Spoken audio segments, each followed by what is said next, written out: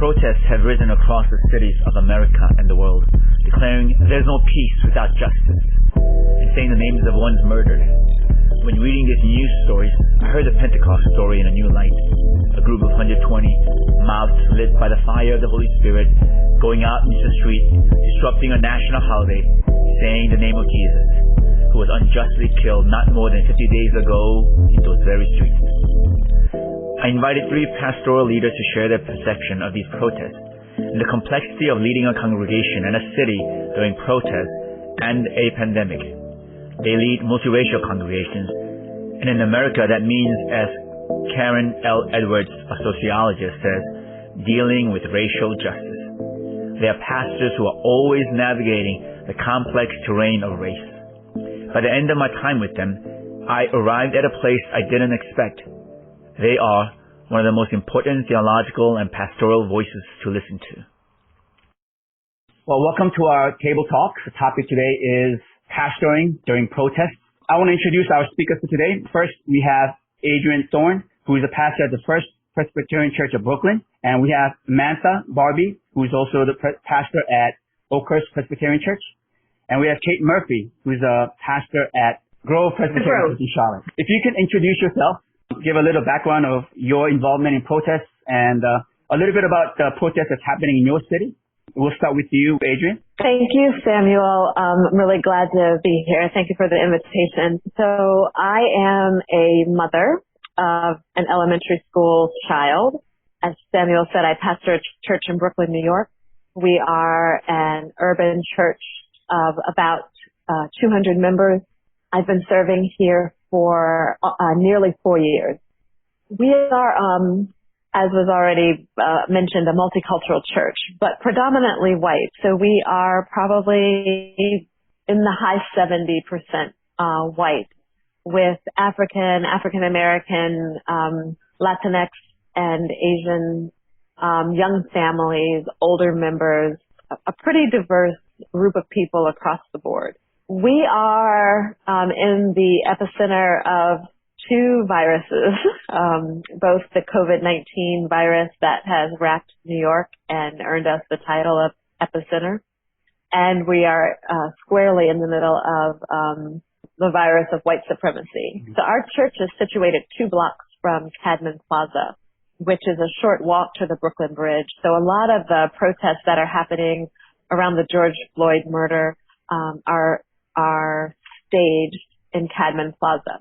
That's where the Brooklyn courthouse is. It's blocks away from Brooklyn Borough Hall, and as I mentioned, steps away from the bridge, which protesters have blocked many nights. I have been living with the sounds of helicopters for weeks. They are the sound I hear when I wake up in the morning. They're the sound I hear when I go to bed at night. We have just come out from curfew 2 days ago. So that's the context that I'm serving in a church that's very eager to be involved and engaged. But we are also in the middle of a pandemic that affects Black and brown people disproportionately. So we are conflicted, or I will say that I'm conflicted about ushering people out into protest when so many folks in our city anyway are not wearing masks. They are not social distancing. And then finally, I'm nervous while I am in relationship with the precinct in our neighborhood. The NYPD has lost a lot of credibility in the last few weeks. They have driven SUVs into crowds. They have harassed and arrested legal observers who are always seen as nonviolent. They have attacked them. There have been some really dark and dirty things done to peaceful protesters in our city, and particularly in the borough of Brooklyn, that make me conflicted about sending members or calling members forth to protest. Thank you for sharing that. Amantha, if you can introduce yourself. I'm Amantha Barbie. I'm the pastor at Oakhurst Presbyterian Church in Decatur, Georgia, which is a bedroom community for Atlanta, Georgia. We have an ongoing battle between the mayor of Atlanta and the governor of Georgia that is also a part of our reality here. I serve a congregation that is probably 55% white, and 45% Black American, Latinx, Asian. We are a loud voice. We are a very loud voice. I have been very reluctant and have not focused on pushing my members out because of the COVID numbers. I have said I won't stop anybody, and I have certainly been to protests myself, but it's not sanctioned by the church because of COVID and the responsibility therein. I have encouraged my members to wear masks and gloves when possible, keep a social distance, and there's some protesting going on that I don't know about, which is great, like the one on the front lawn of the church yesterday. But I came out of my office, I'm like, whoa, I didn't get that email. But so 20 members with Black Lives Matter signs on the corner. So I was delighted. But they do that in knowing that I have a responsibility. I'm not anti-protesting, but I am pro take care of yourself and make sure that your health is good. In Decatur, we have a lovely, and I do mean that in the worst type of way, a Confederate monument right across from an easy walking distance to a beautiful statue and sculpture that was erected for the first African-American mayor of Decatur. She's a member of my congregation, Elizabeth Wilson. But you can't look at one without looking at the other. You can't look at Mrs. Wilson's statue without looking at the Confederate statue. It's impossible. The statue, the Confederate statue, is on property where hangings took place, lynchings took place in Decatur. That's our reality. That's our fight. That is what we deal with right outside of very progressive Atlanta. But that is our fight, and we fight it very seriously, even now so, with the events that we've seen of late. Of course, the hunting of Ahmaud Arbery happened not too far from us, so that too is in our fiber. We speak truth, we live truth, we don't always get it right, but we fight. And we do not keep silent, ever. Kate, if you can introduce yourself. My name is Kate Murphy, and I'm the pastor of the Grove Presbyterian Church in Charlotte, North Carolina. Gosh, my congregation is a multi-ethnic church. On a Sunday morning, about half white and half Black. We are also a redevelopment congregation. So the congregation 10 years ago was an entirely white congregation. So it's just been through a really extreme change in culture so that it once again matched the demographics of the neighborhood. And then on the personal level, I'm a mother and I have 3 children. And so we trying to be really present at the many protests that have been going on in Charlotte and around Charlotte. And it's interesting, the conversation about that all of this is happening in the middle of a global respiratory pandemic. And I think one of the places that I feel safest when I leave my house is when I have been in protests, because in the protests that I've been at have just been so well organized and so clear that this is a protest about protecting lives, and so aware of how disproportionately this virus is affecting Black and brown Americans. And so when I go to the grocery store, half the people are masked and half the people are not. But when I have been at protests, 9 out of 10 people have been wearing masks. And I think for me as a white Christian, there are amazing African-American leaders in Charlotte who have been organizing protests. I want to go and follow their lead. And I want to go as a representative of the body of Christ, bear witness and dignify the suffering.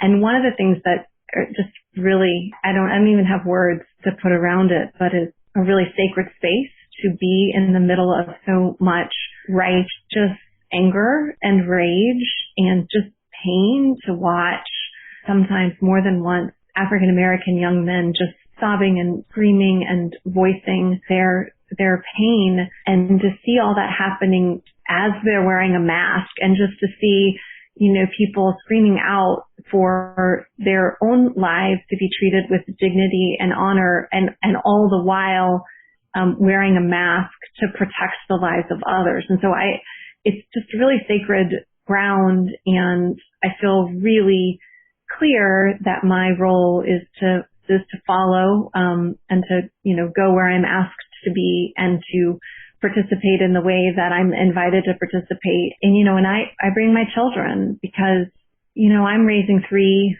young white girls, and I don't want to raise them to grow up and make 911 calls when they're uncomfortable. Like I think I really want to do everything I can to pass down my values, which I understand to be the values of the gospel, about speaking out against injustice, hearing the voices that the dominant culture is trying to silence. We go where everyone around us is masked, and it's a really sacred space, and one that I just feel really compelled to participate in as often as I can. Thank you for sharing that. All 3 of you kind of hit already upon the complexity of being a pastor, because you're not just responsible for yourself, but for your congregation, right? Whether you say something and you encourage it, or whether you say, hey, this is just me. This is my own personal stance. And yet that's still a very public stance.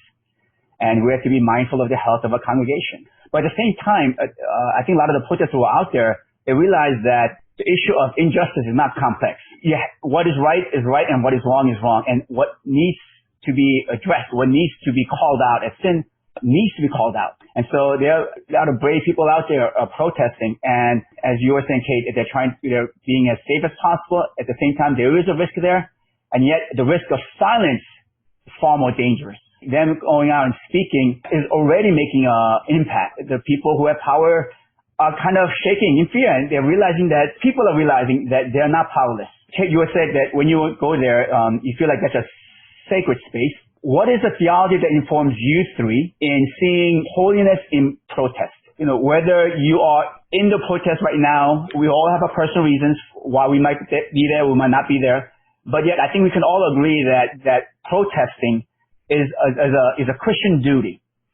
So now what theology informs you in thinking that or seeing protest as a sacred duty? We'll just start with you, Kate. Well, there is a level of cognitive dissonance sometimes that when I go, I wear my clergy stole because I want to clearly identify that I'm there as a follower of Jesus Christ.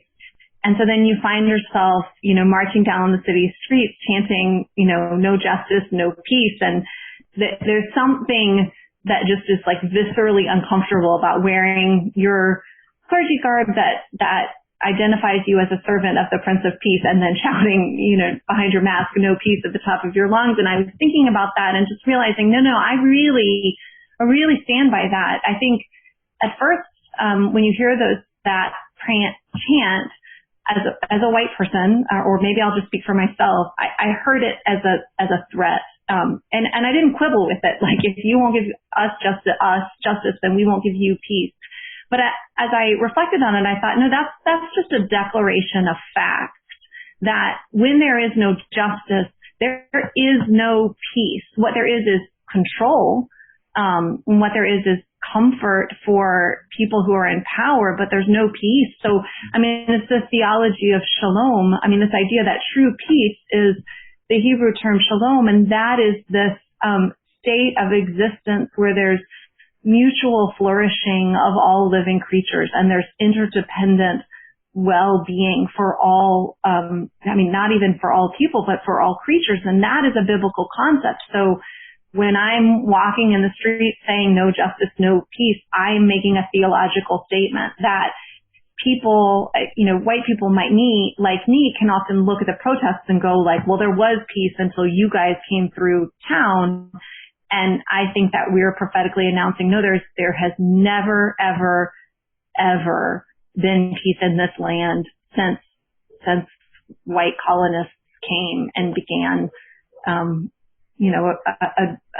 campaign of genocide. And so, but I think, the witness of the prophets and the witness of Jesus announcing the coming of the kingdom of God is that there could be peace here, and that real and holy peace will is predicated on justice and justice for everyone, not just for some people who hold power. I had to smile when Kate said there's something about standing there with your clergy collar on and your stole and you're yelling, no justice, no peace. Anytime I stand before a group, I always say something to the effect of, may the peace of Christ be with you, or something to offer peace. And the other day I said, I usually say that, but there is no peace without justice. And I think it's important that we name that. And for me, it's clothed in, we are our brothers, our sisters, our siblings' keeper. I think where we've perhaps fallen short at times is defining who is our sibling. How can you say that you love the Lord if you don't love the Lord's created ones? So we've done it historically by naming blacks 3/5 of a human being. So we don't have to treat us as equals, as Christians. And I'm just the opposite, Kate. I feel kind of empowered by the collar or the stole, because I'm like, I've got God, pushing me out here. We are God's people. So what does that mean exactly? And that may mean different things for different people. But in following the teachings of Jesus Christ, it means going to bat for those who are on the margins of life. When people were being economically oppressed at the temple, he protested in a major way. Right. So if we're going to follow the teachings of Jesus Christ, it's just in the DNA of what it means to be a Christian. Jesus was a major protester. For me, and I can only speak for me, if I do nothing, say nothing, and just hope or wait until it passes, I am not upholding my side of the covenant that I've made. Adrian, what theology informs you in your understanding of protesting? I'm listening to my colleagues, and I'm really struggling with protesting. As I'm watching the NYPD take out their emotions on people who look like me. I have protested in my life. I have been arrested. I have gone to jail. Probably one of the first things I did when I got here 4 years ago, we were protesting against New York's claim that they were a sanctuary city, because our mayor was claiming that and then helping ICE to round people up. So clergy got together and we blocked traffic to call attention to the hypocrisy of our mayor. It was challenging. It was challenging to stand there with 24 clergy and for the city of New York to send a battalion of cops to come and get us. I mean, we coordinated the effort, so they knew we were coming. They weren't particularly rough with us, but the sheer show of force, there were probably 4 or 5 cops for every one clergy person. It was meant to intimidate, and it did. And as I said at the top of our conversation, I'm a mom to an elementary school child. So what's informing me theologically now is very different from when I was protesting in the 80s and getting arrested and feeling very excited about that. There's a lot going on. There are a lot of people depending on me, including elderly parents. And that may sound like a cop-out, but I think that what I'm grounding myself in this moment and preaching on in this moment is the Lord's Prayer. And I think a lot about on earth as it is in heaven, and how in my context that phrase is very much attached to what we do. But having read a theologian who said that we don't make it on earth as it is in heaven, God does, and Jesus does. And I do agree and believe that we are in covenant with that God. And I also think that every person of faith has to figure out what their role is in the protest. And I've come to believe that the protest isn't only showing up in a crowd to march there are voices from the civil rights struggle that I've been listening to who said, someone has to stay home and take care of the children. Someone has to stay home and make the meal that the protesters will eat when they come back. And I've really been leaning into, particularly with people of color, saying to them, in this moment, you need to take care of yourself. And for many of us, it is triggering and traumatizing to be protesting out in the street with 200 police officers in riot gear. And that's what people are up against here in New York. They are doing this tactic called kettling, where they trap protesters, like if there are buildings on two sides, they close off every means of escape, and they close in, and then they just start whacking people, right? They won't let them go. People are kneeling with their hands up, and they're just knocking sorry, almost said a bad word. They're just knocking the stuffing out of people. And so again, I am conflicted about sending people out into that, knowing what the NYPD is capable of, knowing what they have historically been and done, and watching them repeat that these last few weeks. I was on a call recently with New York Times bestselling author Layla Saad. She wrote a book called Me and White Supremacy. And she is a race educator. She's a Muslim, she's Arab, she's African, she lives in the Middle East. And one of the things she said to me that I found very freeing as a pastor, she said not everyone is called to the work in the way that she's called to the work. And I think that there is a way in which, I will say, people of color, and I think Christians, can shame and guilt one another into thinking this is the way we have to be Christian, or this is the way as a person of color we have to show up for the movement. And I just want to say, for me personally, I don't want to die, right? I've got a 9-year-old, and there's already such a huge burden that Black people are carrying, Indigenous people are carrying, people of color are carrying. We die at disproportionate rates just because we're Black, regardless of our income, regardless of our education, regardless of our access to health care. We die because of high blood pressure, because of diabetes, hypertension, obesity. And it doesn't matter what we do, what we have, what we've been able to achieve. We die. We die giving birth at higher rates. Our insides, it's scientifically proven, are aged because of all the things that we weather. All of the microaggressions, all of the stuff that we have to put up with poor education, not being able to get loans for housing, buying houses in neighborhoods that don't appreciate in value. I mean, I could just go on and on. So I'm really sitting with all this stuff in this moment, with COVID, with white supremacy, with weathering, and saying, I'm really glad that my white siblings are out there protesting.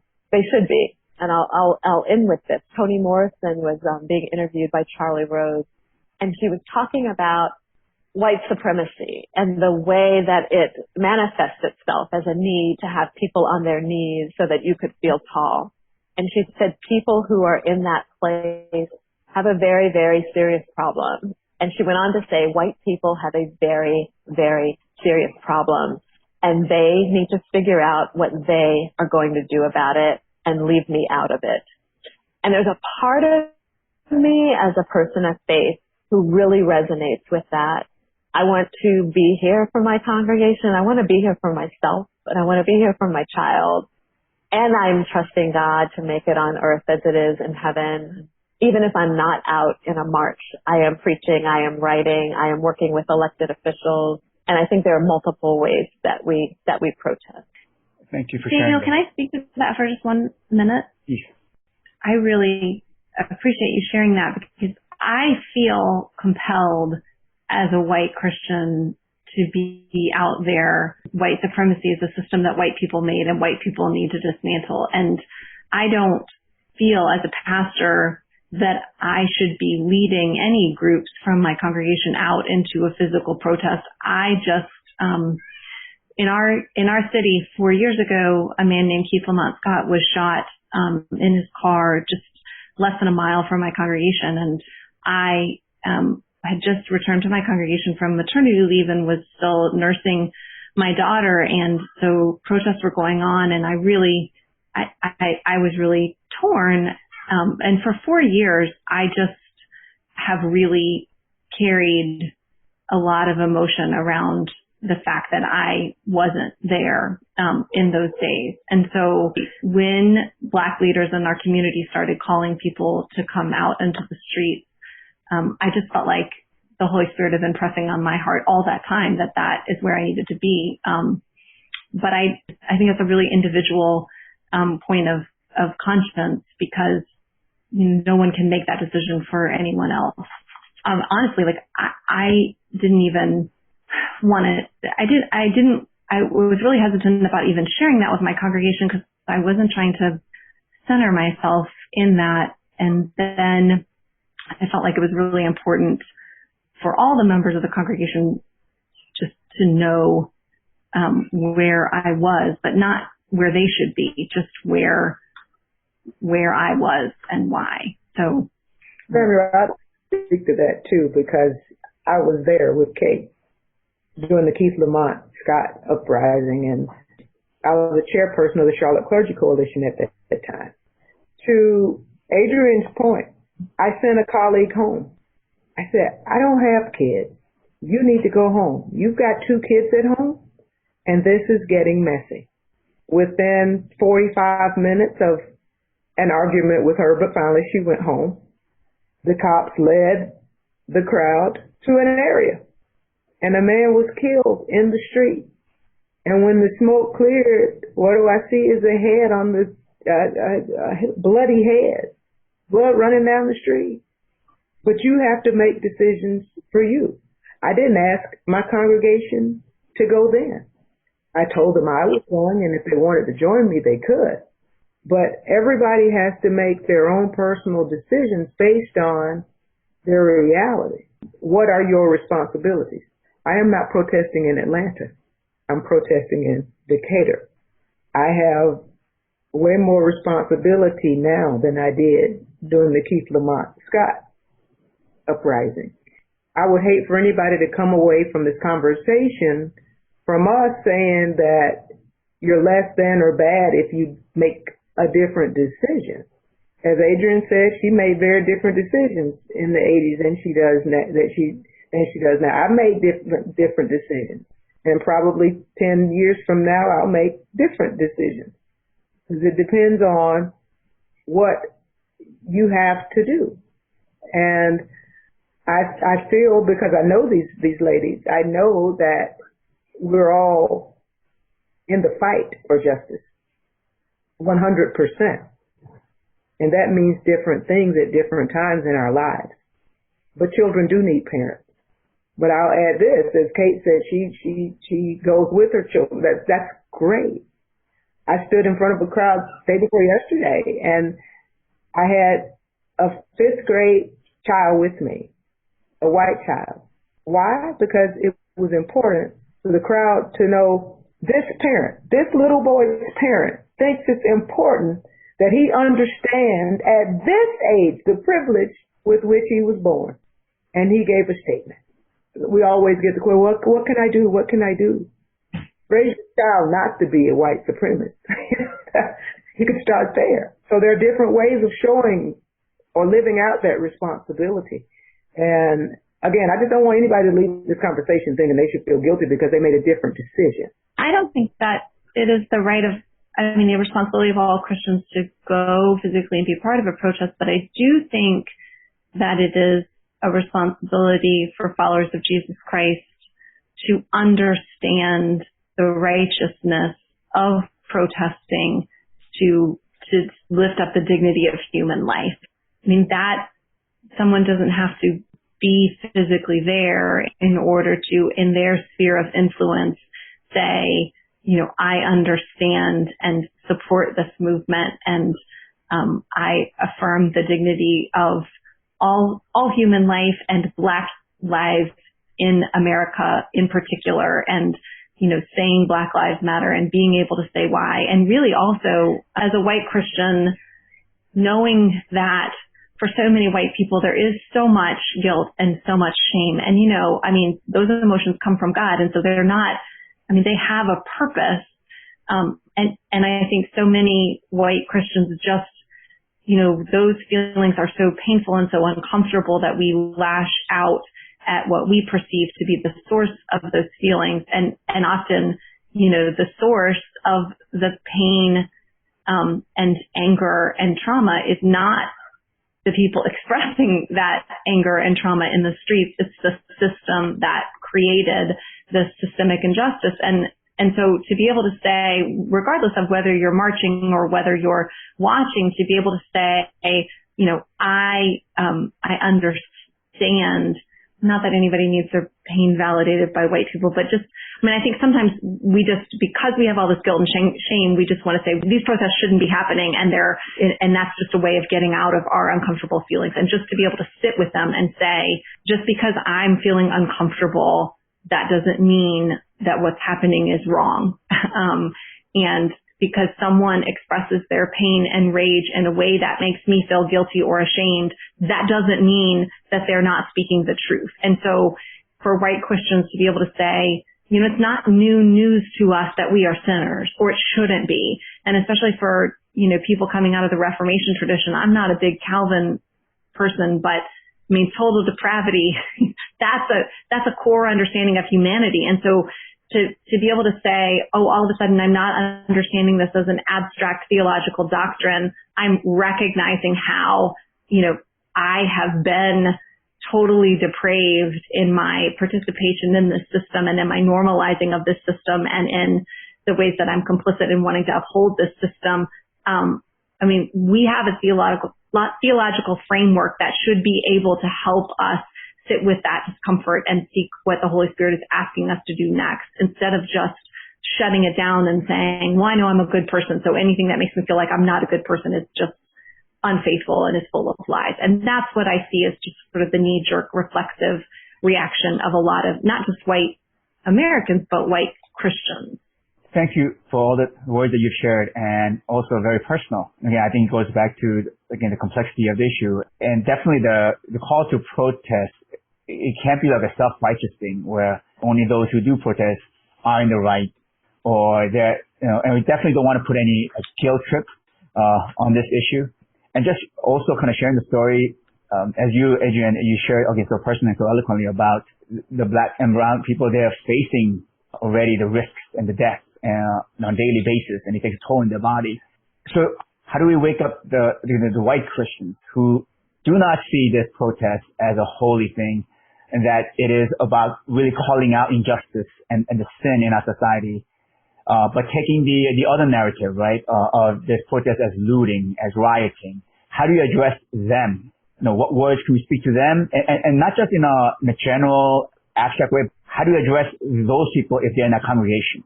If they're coming to you and saying, hey, I understand, their grievances, but there's a lawful or legal way to do it. How do you address them? And I do feel that the burden is on the white Christians really to take up and say. One of the things that's, I think, slightly different with this protest than others is there are more people who are supporting this protest. And so the public opinion is changing, but again, there's still people who will sit back and who will make judgments on this. So how do you address them? How do you convince them? Some of the most powerful words I've heard in the last few weeks have come from some of the organizers in Minneapolis, who say that the conversation is starting now with white folks from the looting and rioting that is happening in this moment. And what they will say is, well, what about the looting and the rioting that has been happening and played out on black bodies for the last 400 years? So you cannot start the conversation 2 weeks ago when George Floyd was killed. When people talk about, these looters, these rioters are breaking the social contract. These organizers in Minneapolis again are saying, well, let's talk about who broke the social contract. 400 years of a broken social contract, a history that's rooted in my being thought of as 3/5 of a human, the history of redlining.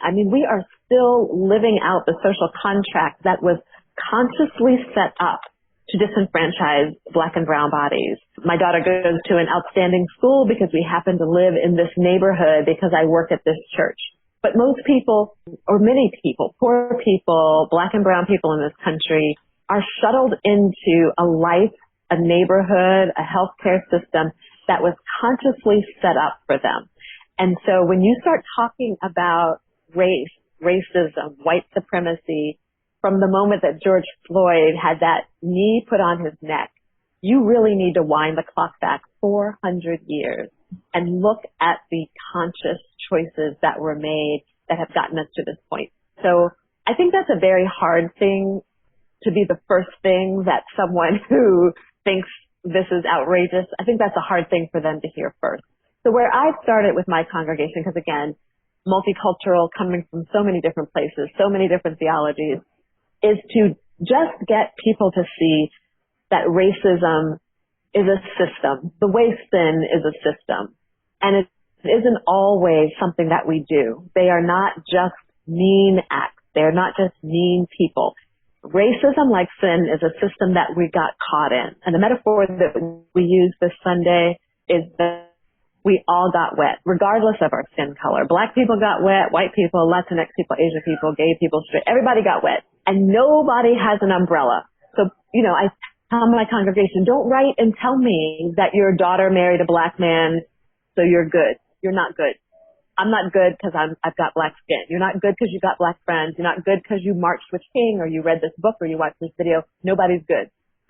I was just going to say that we were looking at, but just pointing out that, Paul wrote that letter to his congregation and he was in prison. And he was in prison because his preaching of the gospel had challenged the Roman Empire. And that, so if you have a simple, bad people end up in prisons, the Bible, because the Apostle Paul was in prison, and he was in prison because he spoke out against those systems of oppression that he benefited from. And specifically focusing on verses 9 through 11 in that opening intro where he prays for this church, and he says, my prayer for you is this, that your love will grow more and more, which sounds very nice, and everybody just wants to be loving. But he wants our prayer to grow more and more in knowledge and in depth of insight so that they will be able to discern what is best. And saying to my congregation full of people who've chosen to be part of a multi-ethnic congregation and to say, I know that we, to the best that we humans are, like we're trying to love each other, but if your love doesn't grow in such a way that you have knowledge and depth of insight, and he goes on and says, so that you may be held blameless. So to be able to say, if you really love someone, but your love has no knowledge and you can't discern what is best, then you can still hurt them. And Paul, wants people to have a mature love for Jesus that allows them to love people in a way that's not destructive to others. And that's sort of the beginning of, intent versus impact. And just to say, oh, I didn't mean to, doesn't mean you didn't. And then he goes on to say, and I want this love to be expressed in fruit of righteousness, so that it wouldn't be just that we know what righteousness is, like we can all agree that no one should be murdered by the police in the streets, but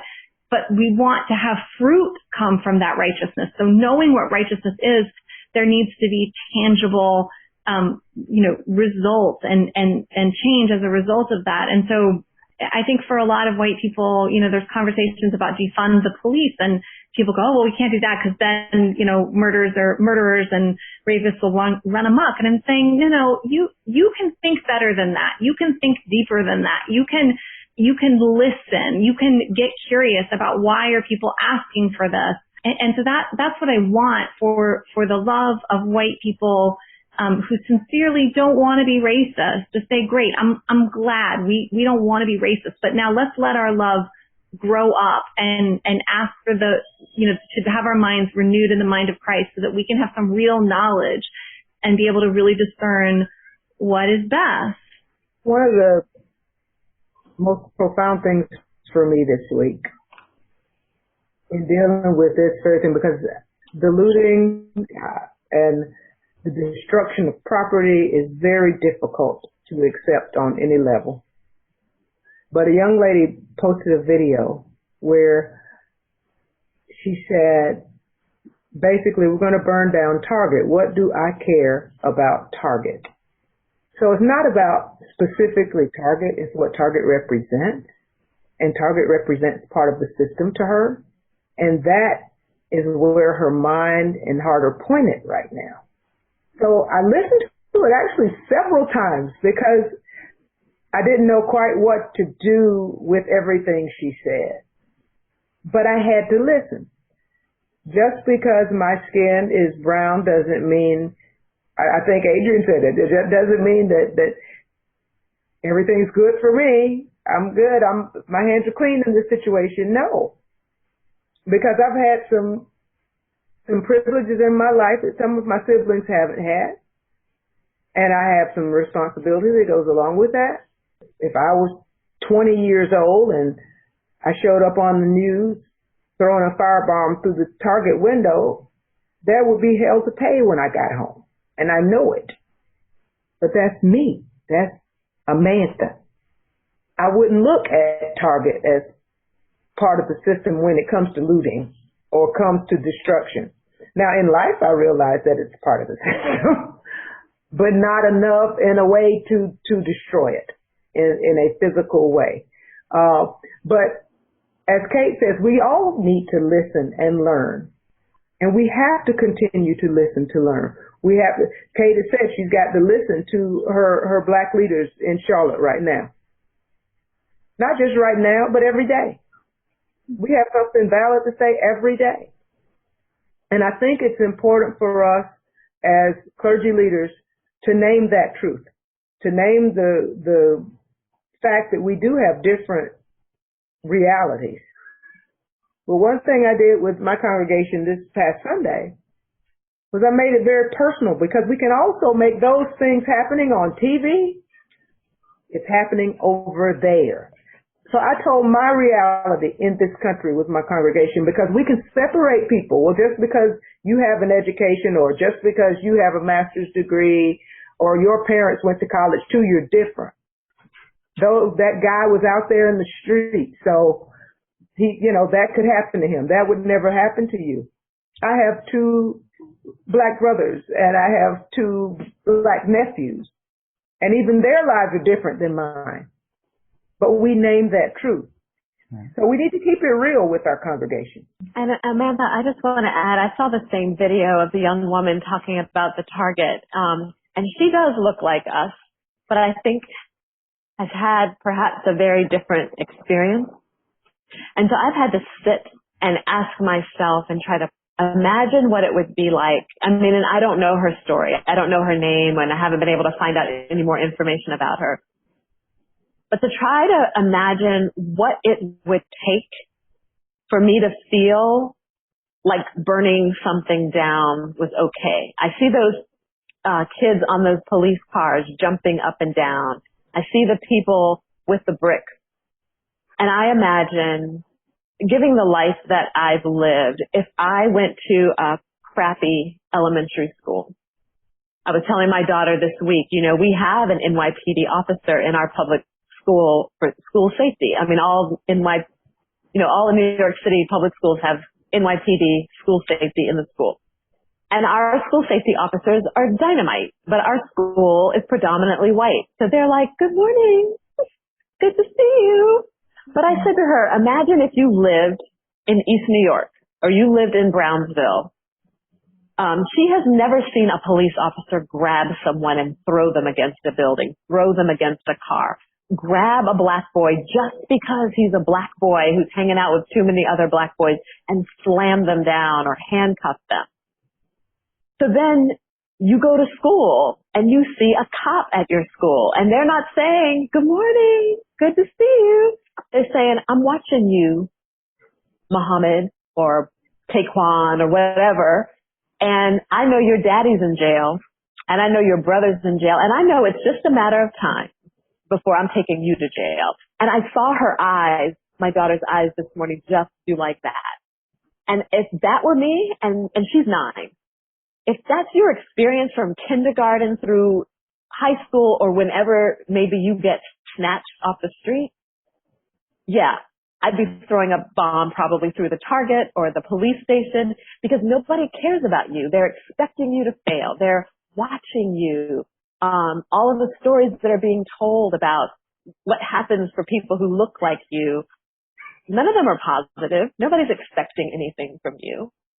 And then you're watching your parents lose their jobs, or your parents get sick, or your parents get addicted to drugs because they can't help you, or I'm like you, and then you don't get to go to college. Your parents didn't go to college. And you add all of these other social ills, sexual abuse, drug addiction, prison industrial complex. And then I'm like, it's amazing that people haven't been burning down cities like for 400 years. And people have said that. Given that, cities should be burning all the time. And her closing remarks were, white people better be glad that we're trying to get equality, not revenge. I am so frustrated when I hear people express outrage over looting because I generally, the people who are expressing outrage over looting, that's the first thing I've heard them say. So I didn't hear them express outrage over what happened to George Floyd.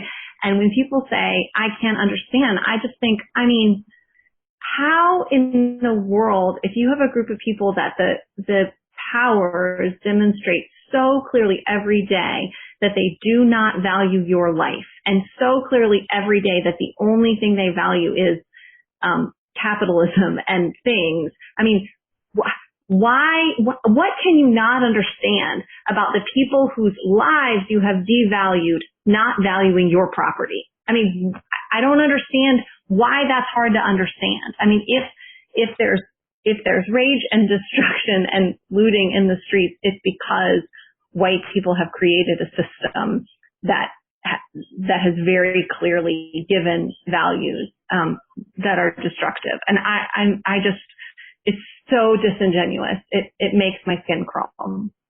Adrian was talking about how you had to go back 400 years of violence done against the people, but that's all cut off. And then we just look at the so-called, the media portrayed violence of these people without any context. And that itself is a white supremacy move. You're blaming those people. It's inherent in them. Kate, you were saying, trying to give knowledge, inform people, know about the history, why this rage, and why it's a righteous rage when you look at the history of it. So there's that teaching that we have to do to the people. In the church, of course, we have to give theology. And Kate, you're talking about, let's remember, Paul was in prison, right? Peter was in prison. Did they go to prison because they were preaching the wrong doctrine? No, they were preaching the gospel. The gospel itself, in that context, was inherently political. We kind of tend to impose in the modern world, kind of separates the sacred and the secular, the spiritual and the political. But in those times, it wasn't, right? So even the Roman Empire, they grounded their politics on religion, the emperor cult. Everything they said and preached and claimed about Jesus was inherently just immediately political. And I imagine even the Pentecost, as I was reflecting upon what was happening in our streets, and I was reading the Pentecost story, here was Peter, who was afraid, the 120 were afraid that they would share the same fate as Jesus, but now they're empowered, so they go out and they say, 50 days ago you killed somebody and he was innocent. That's a form of protest, disturbing the Pentecost festival that was supposed to happen in the temple. They disrupt it in the streets and they say, you are wrong. I would like to close with one other question. So we give space to the individuals. They should make their own decision, but we kind of give the input as a pastor. We give them the knowledge that they may need to make a decision. For the white congregation, we the American history. We also give the theology for them to see where the rage is coming from. Now, can woke white people, in their zeal, do more damage in going out there and protesting? How do we give them real knowledge, not the knowledge that puffs up? Black folk have been silenced by well-meaning white folk in an effort to help. This is a time, and there's always been a time, but especially now, to listen more deeply than you've ever listened before, and understand that because I am black and you are white does not mean that we need the same things in life. The most powerful thing and empowering thing you can do is ask someone what they need and not assume that they need the same thing you do. So if you sit in the seat of privilege, Surely everybody wants to sit in your seat. Maybe not. Maybe we would just want to be comfortable in the seat we're in. Perhaps we just want to be left alone in the seat we're in. Perhaps we would just want to be heard in the seat we're in and not be changed. We do have, and the videos have caught that some of the property damage has been done by people who are not Black. That is not helpful. Show up if you want to. Ask what you can do. Ask what you need to do. And more importantly, ask what the protest is about. Because anymore in all of the cities, there are 5 different protests going on. You may not stand with all of them. So ask what is going on. And it might be just fine to turn around and go back and get in your car. Say that was not something to stand for. But reach within that soul to find that deeper understanding of the grief, the heaviness, the responsibility that has been laid at the feet of Black Americans for eons. And go with the understanding that fixing this problem of racism and white supremacy in this country is not the job of Black Americans. And we're at a crossroads in this country right now. And we can be on the precipice of change if we stay with it. And sometimes the voice that brings forth the news is not a voice you want to hear from. My friend Lindsay we've gone to a couple of protests together, and the sign she carries, and she's also a white woman pastor, the sign she carries that says white humility and Jesus will save us.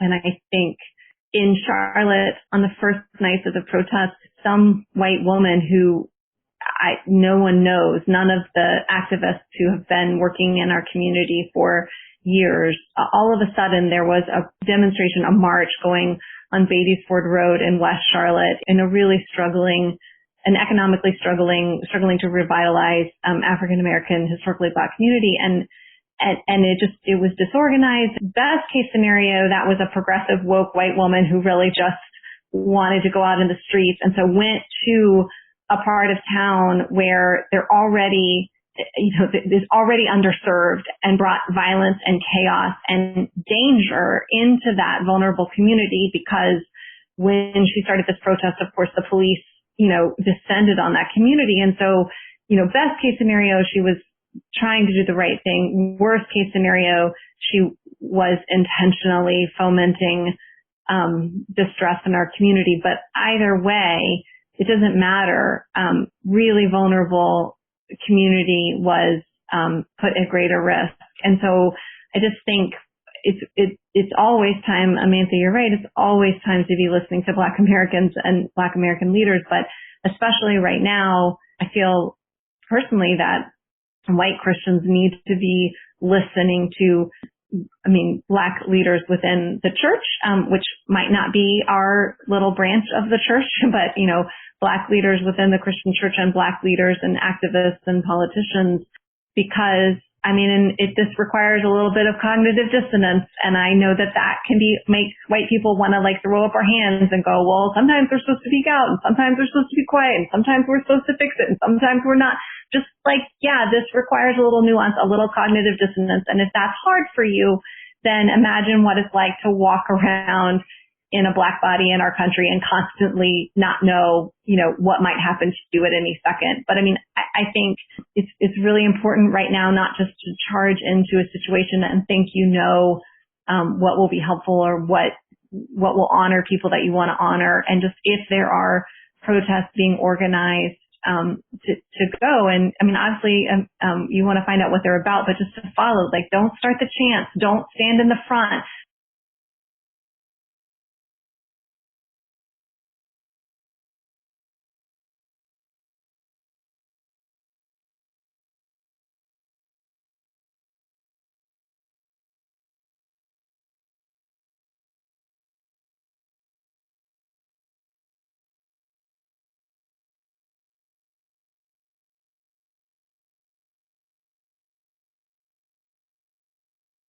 If somebody wants to interview you because you have white skin, you can try to pass the mic to someone who's actually, leading in that moment. I think that's really important all the time, but especially now because we can do a lot of harm while we're trying to do good. So I appreciate that Kate used the word humility, because that is a word that I believe is important in this moment. I think it's always important, and I think it's a word that's out of fashion and out of style, and I think it needs to come back.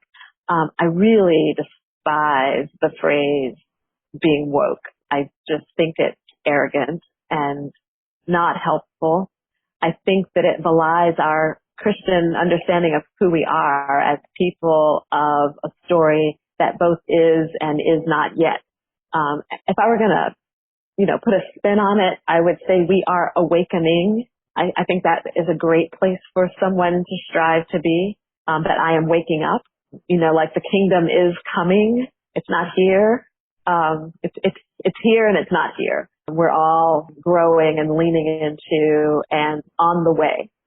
I'm so fascinated that that we're closing with this notion of listening, because I preached about that this past Sunday, and was saying that the messages that I've been getting from people who feel the need to tell me what they've read and what they've done and who they've marched with and all of the credentialing that some of my white members are doing, what I suggested was that listening was really helpful right now, to hear from people of color who are struggling, to be a silent witness to their pain, I think is really important right now. And I've been wrestling with another email that I got from a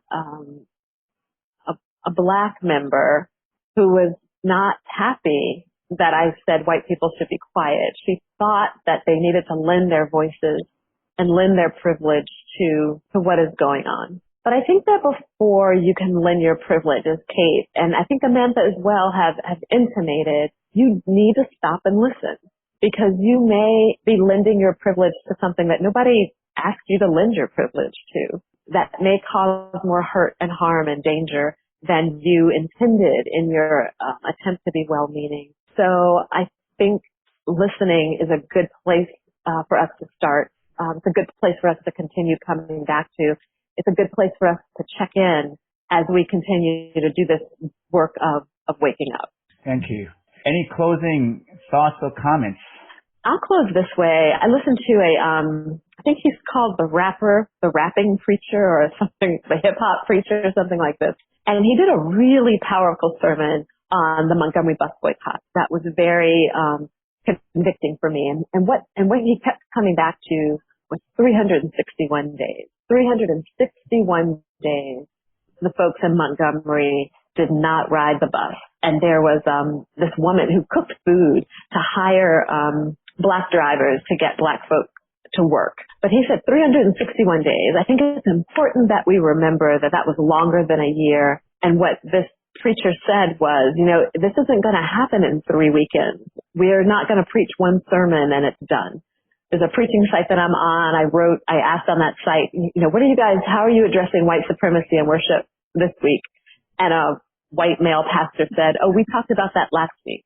And I thanked him, because it's a tense space for people to wade into, period. So I was grateful that he even replied. But I think this notion that we're going to do it 1 week and be done, do it 3 weekends, 361 days, it is a process of awakening, and we probably won't finish it in our lifetime. We will have to keep coming back to it. Even if we move the needle in an enormous way, at the roots, there is this thing called white supremacy that we're not going to finish with. We're going to have to keep staying vigilant and pressing on.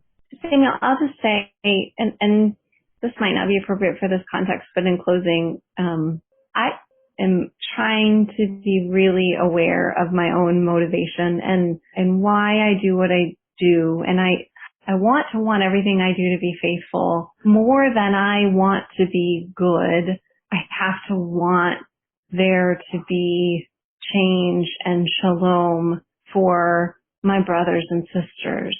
There's a challenge for white people in general and Christians in particular that we want to be good. And so then we don't that becomes the lens through which we make all our choices. We just want to be good. And so then that means there are some things we don't do because we're afraid they might be wrong or bad. And while and this is complicated because you want to listen and you want to be aware, but also I think sometimes, like, if I do or say something wrong and somebody loves me enough to tell me and call me out and or call me in or whatever, and that'll feel bad, but potentially, could be something that created a change or a shift or an action that could lead to something that would be concrete fruit of righteousness that would benefit somebody other than me. And I'll just confess that my participation won't be so self-soaked. I'm probably not going to find a better way to be until I stumble through worse ways to be, and until, I build trust with people and just accept that that it's a privilege, it's a gift for people to tell me things that make me feel bad because that might be the truth that sets me free. I'll confess too, I came into this table talk, thought the conversation would go one way. I come out humbled, learning a lot.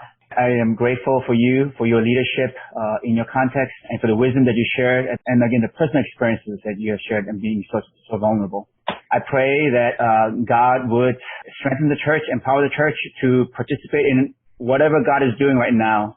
We might not see it, and we cannot be arrogant. Adrian, I think you gave us a very good reminder that it's a long haul, and it's step by step, and it's a continuing process.